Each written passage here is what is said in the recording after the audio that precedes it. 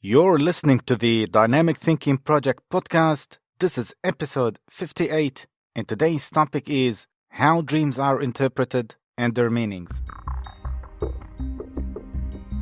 Hey everyone, Adam Musalli here. Welcome to the Dynamic Thinking Project podcast. If this is your first time listening, then thanks for coming. This podcast is released every Friday, and show notes are found at the website, themindtechinstitute.com. It's all one word. Come back often and feel free to add this podcast to your favorite RSS feed or iTunes. You can also follow me on Twitter and Facebook. All links are in the show notes and website. And now, let's get started. If you have listened to the previous episode, we spoke about what dreams are and why we dream. However, in this episode, we'll mention some common dreams which some people see and their meanings, and also we'll cover how dreams can be interpreted scientifically and theologically or spiritually, but that would be after we get the intro out of the way. If you're interested in becoming a fully qualified hypnotherapist, neuro-linguistic programming, NLP practitioner or master practitioner, a life coach or a counselor, now you can study all that online. All you have to do is visit mti.edu.au or themindtechinstitute.com, and you'll find all these courses along with many other courses once you click on the online courses tab. All our diplomas and advanced diplomas are accredited and recognized worldwide. And for more information, all can be found online, themindtechinstitute.com. Going back to our main topic, and let's start first with how dreams can be interpreted and based on what. There are two ways, science and religion or spiritually. First, let's start with science, which is mostly based on Sigmund Freud and Carl Jung, and others in the psychology and psychoanalysis arena. Sigmund Freud once called dreams the road to the unconscious, and I think that statement will remain true in psychology forever. Freud's classic text, The Interpretation of Dreams, contains some of his finest work. I mean, I will not even try to summarize Freud's work here, but I will point out that Freud believed every dream is a wish fulfillment, and he kept his theory to the end, even though he gave up his initial idea that all dreams have an underlying sexual content. And I personally, when I started studying psychology more than a decade ago, I couldn't digest that. Every problem, according to Freud, had an underlying sexual content. There are lots of factors are involved. However, I found that later that Freud corrected that idea, but I was already more into Carl Jung work. So for Freud, the concept of wish fulfillment didn't necessarily imply that a pleasure was sought, because a person could just as well have a wish to be banished. Nevertheless, the idea of a secret wish being masked by a dream remains central to classical Freudian psychoanalysis.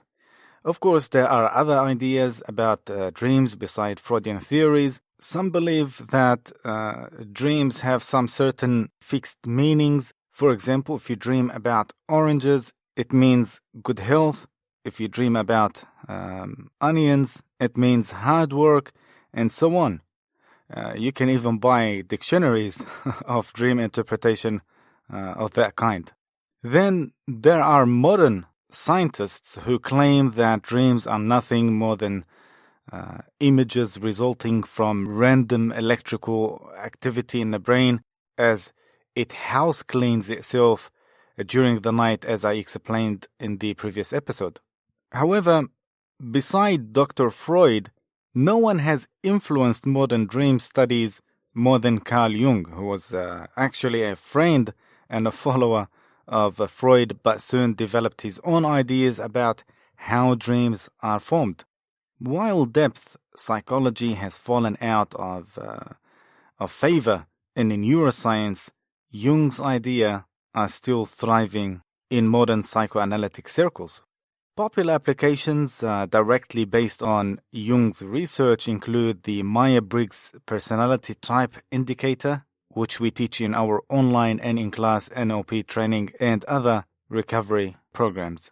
But as the field of psychology moves toward a scientific approach to convince the hard science world that it too is a hard science, my greatest concern is that the theories of Jung will be lost. But at the end of the day, psychology is a soft science. It cannot provide hardcore evidence similar to that ballistics or DNA testing. The best it can offer is to suggest that in such and such a situation, a certain percentage of people are likely to do such and such. Consequently, Jung theories are now deemed outdated by the psychology fraternity because they cannot be tested. And yes, I said fraternity because sadly, that's how it became. What the psychology profession fails to understand is that Jung's theory is not about physical evidence. To be susceptible to the scientific analysis would make the unconscious obsolete. That is, only matters of the subconscious world are able to be tested. So what do? Throw away everything subconscious? This is utterly and absolutely ridiculous. Nevertheless, I'm not going to get into that now, since I'll do my best to keep this episode around 20 minutes time. So, in summary about science, Jung postulated that every image visualized by the dreamer was a reflection of something within that person. So, Jung, as opposed to Freud, believed that any individual had the capacity to decode their dreams as much as a trained professional. Jung considered the individual with guidance had the best understanding of the meanings of their dreams because the symbolism presented was unique to them, to the dreamer. When I was doing full-time psychology, if a client said to me, I had a dream and I saw, let's say, a black cat, I would ask that person or the dreamer, and what does that black cat mean to you? You see, every person has their own meaning to it. And it makes sense because they saw the dream, which was from their subconscious mind, and the subconscious mind language is images and symbols. Of course, I'm not going to get into the collective unconscious or subconscious mind now because that would be too complex, but we'll talk about it in another day. So what does a black cat means to you might differs to what it means to me or somebody else. And that is psychology and science about dreams. On the other hand, religions have a similar approach, and almost all religions interpret dreams in the same fashion or way, especially the monotheistic religions, and we're talking about such as Judaism, Christianity, Islam, Mandeans, etc. And this is how they do it. They break down the dream into 3 parts. The first part would be based on the holy book of that religion. For example, Judaism, the Torah, Christianity, the Bible, Islam, the Quran, Drasa, the Yahya, for the Mandeans, Avesta for the Zoroastrians, and so on. And I will give you a quick example of how this is done. For example, let's say if you saw a fire, but in a form of light. So it's not burning, it's just fire in a form of light. That means knowledge, power, guidance, and authority. And that can be referred to the Torah or the Old Testament in the book of Exodus, chapter 3, verse 1, I believe. when Moses saw the fire, and the story, the fire and the burning bush. That can also be found in the Quran, chapter 20, verse probably 5 or 6 or 7, or something like that. Please check those numbers because I might be mistaken, but I might be a verse or two off with those books. However, if you saw fire, and that fire was a great fire destroying houses and burning people, so it's not like the other fire was peaceful and using it as a light or guidance. Obviously, this fire, the second fire, which is destroying houses and flames and blaze, this is obviously, it won't be a good thing. And it means something like wrath, or a pandemic, or a global disease, or a dictator leader who will lead the whole country or the whole world into chaos. So that's how the first part, and how relating or associating dreams to religious holy books. The second part, religious people or the interpretation of religions, is based on, we said the first part is they related or associated to the holy books. So whatever there is a verse in the holy books indicates to something you saw, it will be interpreted as that verse says. But the second part, for example, if it couldn't find anything from the Bible that relate to it, to what the dreamer saw, the second part, it would be referred to the sayings or proverbs and the teaching of their prophets and saints, as well as the cultural narratives of wherever you live or wherever the dreamer lives. For example, let's say you saw that you've been chased by a dragon. Now, it means you are being chased by an evil thing, and that could be associated to Saint George and the famous story of Saint George slaying the dragon, which represents evil. Now, of course, there is a dragon also mentioned in the Bible, I think in the book of Revelation. But what I'm saying here, I'm just giving an example. If there is a dream that it couldn't be found or relate to any Bible verse, it can be interpreted from what prophets and other saints or holy men or wise men did, or something in relation to that.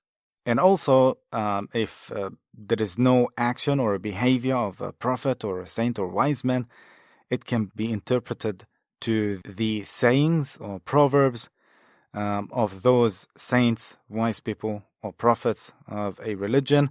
For example, let's say if you saw a person that you personally know digging a hole, it means that person is digging a trap or a plot for you.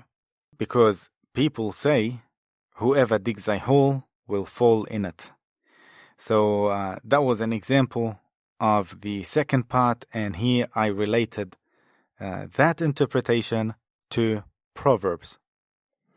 Now, the Proverbs not necessarily related to a prophet, but Proverbs from the area wherever you live, or from the region that you live in. Or it can be also a common proverb, because some proverbs, you can find them in English. At the same time, you can find them in French and Italian, or even some unrelated language such as Hebrew, or even a Chinese. So they're all similar, but a proverb is mostly common because people used to travel also back in the days for trades and other purposes. Now, the third part is they break down the dream to the nature of the thing you saw in your dream. For example, you saw a playful and peaceful dog. It means you have a loyal friend. Why? Because the dog is mostly loyal to most people.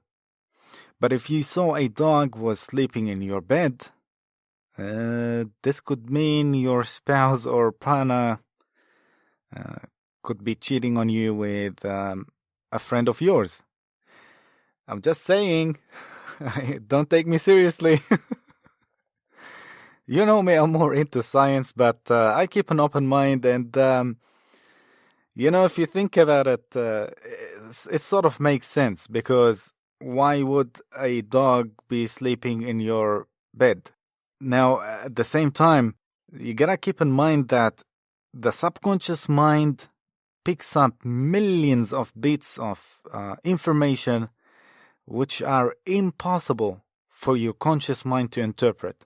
So maybe you saw a friend of yours was going, was bit closer to your partner or spouse, but you were in denial. Your conscious was in denial, but your subconscious was not. So that's why your subconscious was showing you not to deny that fact or not to deny what you saw. Why? Because the conscious was denying based on emotions. That's totally a different story, but we teach that in NLP and hypnosis in the life management training. So there are lots of things,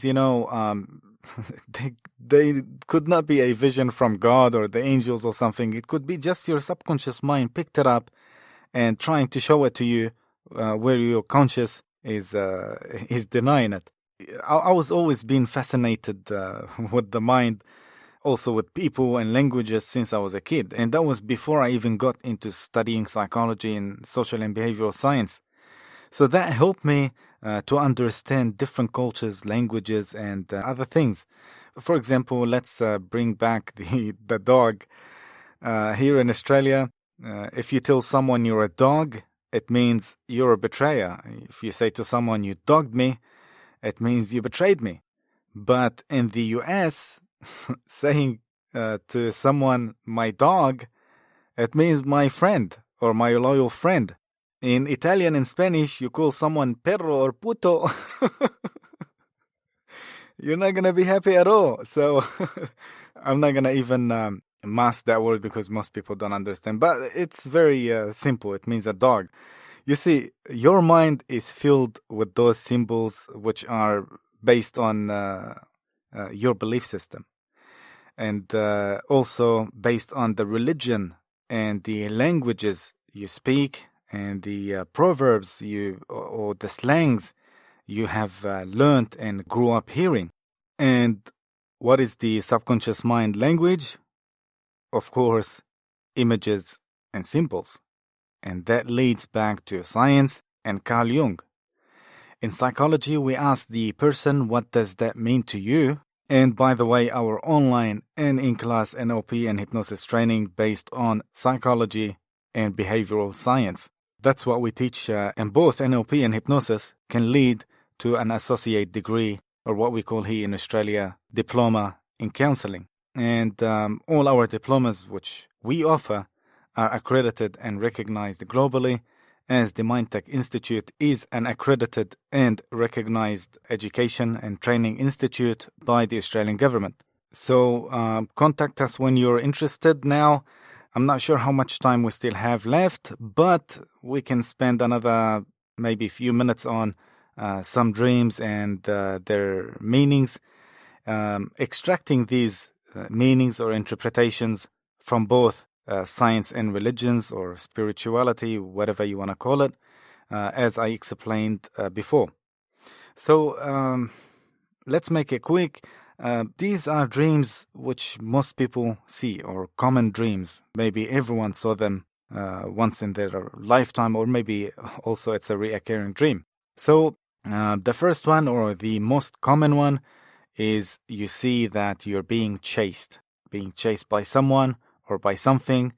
And don't forget, here I'm going to explain only being chased alone, which is, let's say it's the verb being chased. And then you take what is chasing you to the nature of that thing, if it's a dog, if it's a cat, if it's whatever. So just being chased, that doesn't come from the fear of actually being chased, as some people believe, but rather what we're running away from. You see, such dreams as being chased help us to understand that we may not be addressing something in our waking lives that require our attention or more attention. So, for example, maybe you have something, but you're not paying too much attention for that thing, then you see yourself being chased by that thing or by that someone. Another dream people often see is water. Water often means our emotions or our subconscious mind. The quality of the water, for example, if it's clear, if it's cloudy, if it's dirty, if it's calm, regardless, the nature of the water often tells us how effectively we are managing our emotions or our thoughts. Water also can be as the fire. If the water starts to go into a town and places and start drowning everyone, that means it's also a wrath or something bad is going to happen to that town. Death, most people fear death, but it's not often received as negative. It's often more directly related to dramatic changes happening for you. And keep in mind the end of one thing in order to make room for something new. There are different interpretations to it, and of course, how the person died and in what form you saw death. But in general, as I'm saying, just the verb death, this is what it means. So just imagine that I'm only translating or explaining the infinitive verb of something or the original verb of something. And here I'm explaining just the original form of a dream behavior or action. Another dream, I had some clients, they said to me before, when I used to do full-time psychology, people reported that they see themselves flying in their dreams. Flying in a dream and how effectively or poorly it is done relates to how much control we feel we have in our lives and whether we are confident and able to achieve our dreams or our goals. And sometimes it means you're just reckless and rushing into things. Take it this way. If you're flying, but you're in control as lucid dreaming, and you can go back to that episode to listen to it. If you feel that you are in control, it means you are managing them correctly. But if you're being reckless, it means you're typically a reckless person and you often rush into things in your life. Falling is also another thing. Not all falling dreams are scary and negative. Slow falling indicates serenity and the act of letting go of things. And often falling uncontrollably from a great height or from somewhere very high indicates something in our waking life that feels very much out of control. And you can go back to episode 52. It's called Hypnagogic Jerk. If you want to know more about what it means when you seeing yourself falling from somewhere and then you jump out of bed, which many people often experience. Another thing is seeing yourself nude. This is a tricky one, but it often means emotional or psychological exposure, and feeling vulnerable is very often expressed in dreams through nudity.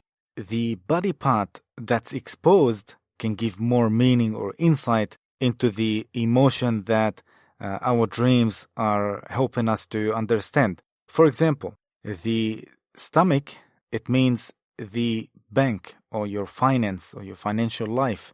And of course, if you saw yourself, for example, being nude around the stomach area and being embarrassed by it or you're not feeling comfortable, it means stomach is finance and a bank. And of course, that might refer to you're not being comfortable financially in your life or your mind is trying to tell you something there. And another example, the legs, if you saw your legs being naked, maybe you usually wear shorts, but you saw yourself uncomfortable wearing shorts or your legs are exposed in the dream.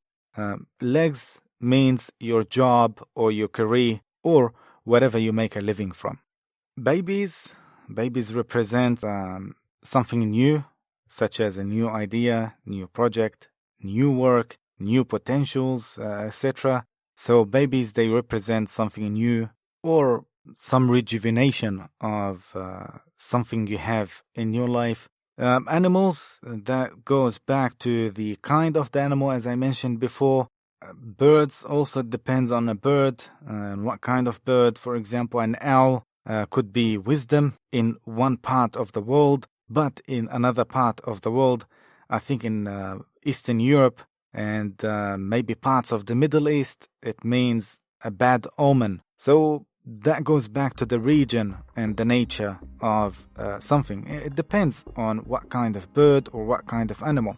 And the same thing goes with insects too. It depends on what is the insect, and if you have been bitten by an insect, or if you have bitten an insect, or you ate an insect, or if you have bitten by an animal, or you ate an animal, or whatever it is, everything has a different meaning.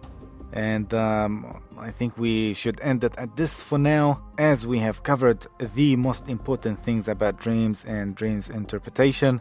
And once again, if you would like to study and become a fully qualified hypnotherapist, neurolinguistic programming, NLP, if you would like to become a life coach or a counselor, now you can study totally online, and for more information, or can be found online, themindtechinstitute.com.